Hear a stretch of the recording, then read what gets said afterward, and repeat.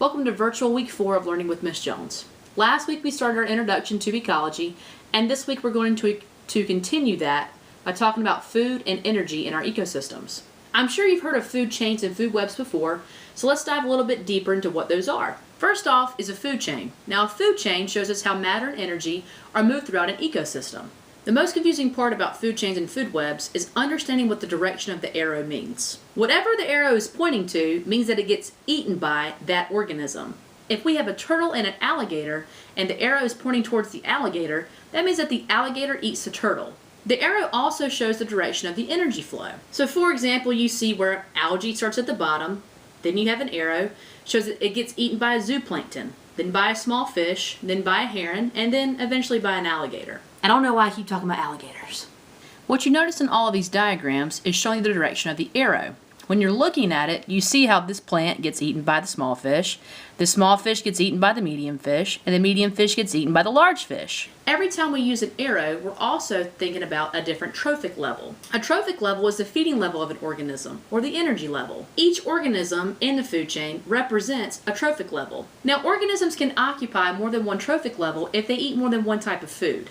That's where food webs come in. Food webs are multiple food chains where organisms can occupy more than one trophic level. This is how we get primary, secondary, tertiary, and even quaternary consumers. At the very bottom, you're going to see producers. Producers are organisms that make their own food.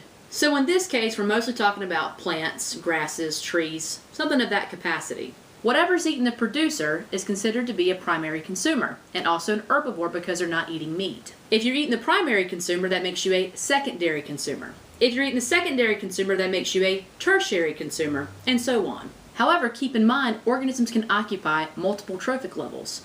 So for example, if an organism is eating a producer and a primary consumer, that makes them a primary consumer and a secondary consumer. You just have to look at the arrows and how everything works. When you look at this diagram, it's very easy to tell what your primary consumers are. So we have our producers down here at the bottom, and then we have 3 arrows going from the producers to the primary consumers.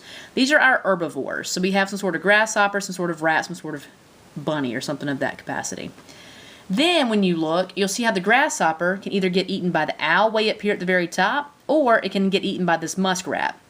That's letting us know that an owl is not only a primary secondary, but it's also a primary secondary tertiary because this rat gets eaten by the owl as well.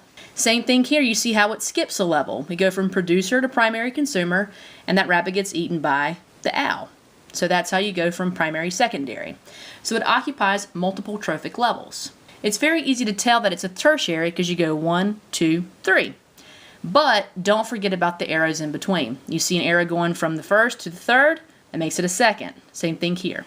There's a lot going on in this picture, and I like the idea of having colors with it. If we're looking at it, you'll see that most of our energy is at the bottom, and as we go up, we're going to lose energy. And again, our arrow is going to show us the flow of the energy. So as you go up, it looks like you have primary, secondary, and tertiary. But there's something else going on here, and there's some lines and arrows we got to pay attention to. And that's coming from the mule deer. If you look closely, you'll see those 2 lines head straight to the tertiary consumers, and it skips the secondary consumers. Therefore, the coyote and the mountain lion are both considered tertiary consumers, but they're also secondary consumers. Primary, secondary. Primary, secondary. When we're looking at food chains and food webs, it's showing us how matter and energy are being transferred from one level to another.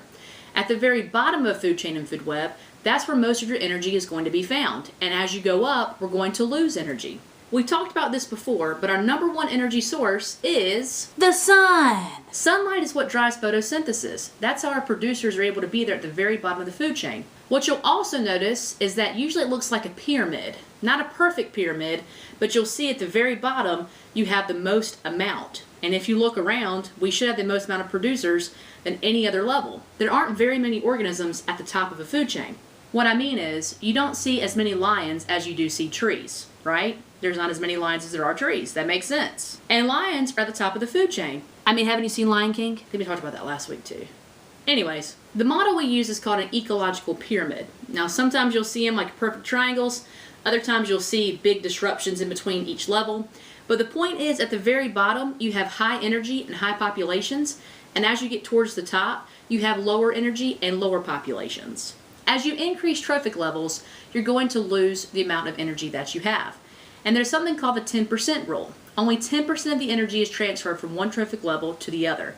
90% of it is lost. You'll learn more about this next year in chemistry, but energy when it's lost is lost as heat. So if you start with 1,000 joules of energy at the bottom of an ecological pyramid, the next level is only going to have 100, followed by 10 and then 1, 0.1 and so forth. And keep in mind, when it's lost as heat, animals have to use it for movement and metabolism. When you move and metabolize stuff, that ultimately results in loss of heat. As we've already kind of talked about, we see that ecological pyramids can either be full triangles like this, but they really look more like this. Because remember, we lose 90% of the energy from one level to the other. And also, our populations get significantly smaller. So in more true biology, you'll see more diagrams like this, not so much like that. So last but not least, if we were to construct our own ecological pyramid, here's where we would fill in all the gaps. At the very bottom, you have your first trophic level, and then you'll see as it increases 1 each time it goes up. So in this case, we have 5 boxes, we'll have 5 trophic levels. At the very bottom, as we have mentioned before, you have your producers. After your producers, you're going to start to have in your consumers.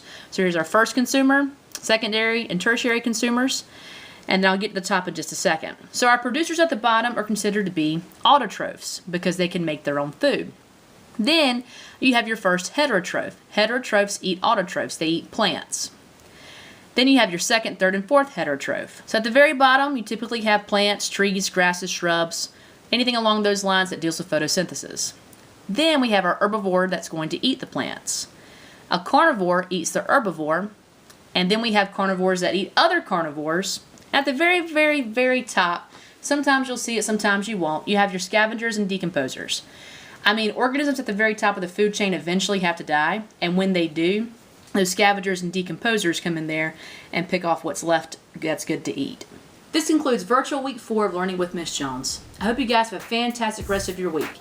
If you need anything at all, please do not hesitate to reach out to me. Till next time, guys, I'm out.